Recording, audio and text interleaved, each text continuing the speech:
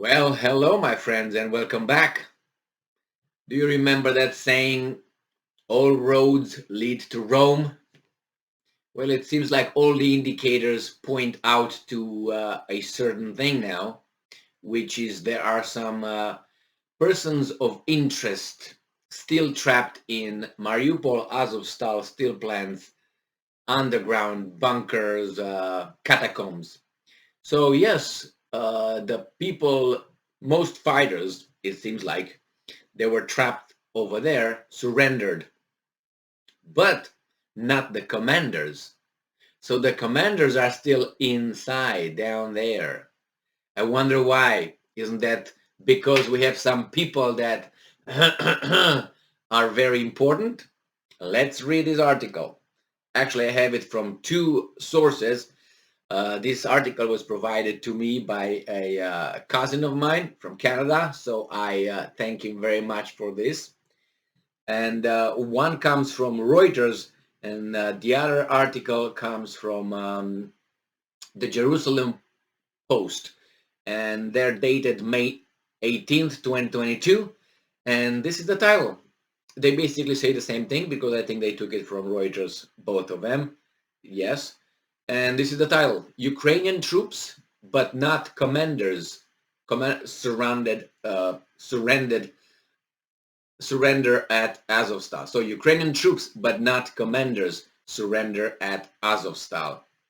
It's interesting. And let's see what this guy say. Top ranking Ukrainian commanders have not yet surrendered from the labyrinth of bunkers and tunnels below the Azovstal steel plant in Mariupol. The leader of the Russian-backed separatist region of Donetsk said on Wednesday.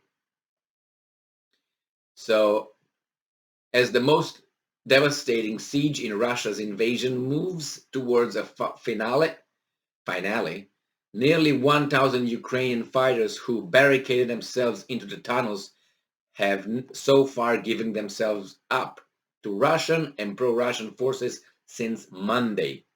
Russia's defense ministry said that in the past day, 694 Ukrainian fighters, including members of the Azov regiment, had surrendered, including 39 wounded. Well, I heard about something like 59 and all that.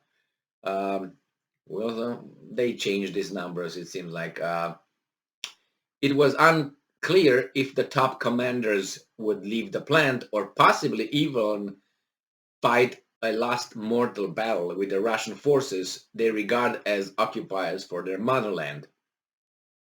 And I'm quoting: "There are no commanders of the highest level among those who surrendered. They have not left," said Denis Pushilin, head of the breakaway Donetsk People's Republic, which was officially recognized by President Vladimir Putin just 3 days before the invasion of Ukraine. That is, so far, Pushilin, who along with Russian forces controls Mariupol, was quoted as saying by the Donetsk news agency known as DAN, D-A-N. Well, so it says here that the fate of the surrendered Ukrainian fighters would be decided by the courts. And I'm quoting right now: as for war criminals, as well as those who are nationalists, their fate, if they lay down their arms, should be decided by the courts. If the enemy has laid down arms, then his fate will be decided by the courts. If it's a Nazi criminal, then it's a tribunal. Ooh, so it's it says here that the Kremlin said that the combatants would be treated in line with international norms. Ukraine has said that there will be a prisoner of war exchange, but the Russians already said that that's going to be out of question. They will not swap uh, nationalists and Nazis, and believe me, they would Here from the Jerusalem Post, it says that Russia said Wednesday that a total of 959 Ukrainian fighters, including 80 wounded, had surrendered from the bunkers and tunnels below Mariupol's Azovstal steel works since Monday.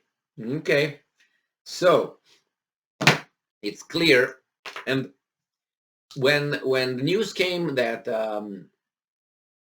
they surrendered, I was thinking, okay, now they're going to start, vetting them and interviewing them or interrogate them and find out who's who and what's what. I didn't see any specific, mention of any, uh, how should I put it, important people. Like, oh, this is the commander Tom Jones, this is the NATO General Michael Jackson or something. It was nothing like that. So I said, okay, maybe the Russians need some time to extract that information from the uh, fighters who surrendered. But I was quite surprised, to be honest with you. I fell for it. I thought that they all surrendered. I said, well, everybody. I didn't expect. Now that I think back, it's logical. Not logical, but I could see that these guys do not want to surrender yet. It would be too easy, I guess. So, they keep us, with suspense. We're gonna wait a little bit longer to see who's who, what's what.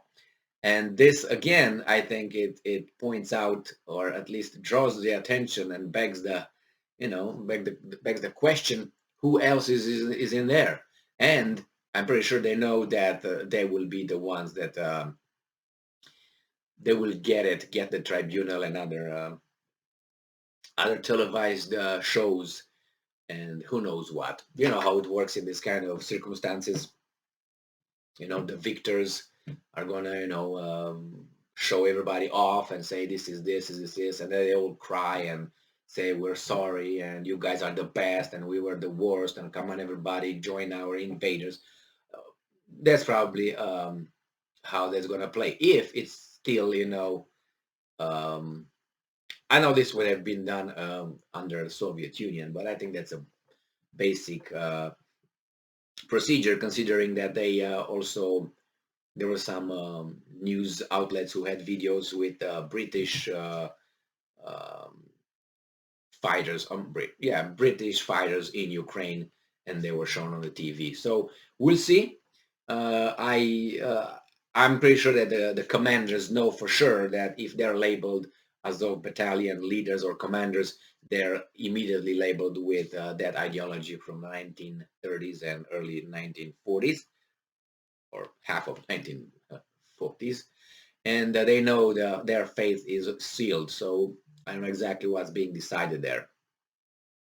And then I'm assuming and I'm waiting to find that there will be some foreigners over there that should not have been there in the first place, or who are over there, but their presence there will be very detrimental to their health. Let's put it mildly. Well, thank you very much for being with me again today. It's great that we have this news. That's going to get us waiting a little bit longer. Thank you very much. Have a nice day. Be strong, stay smart, look for the truth, and be just.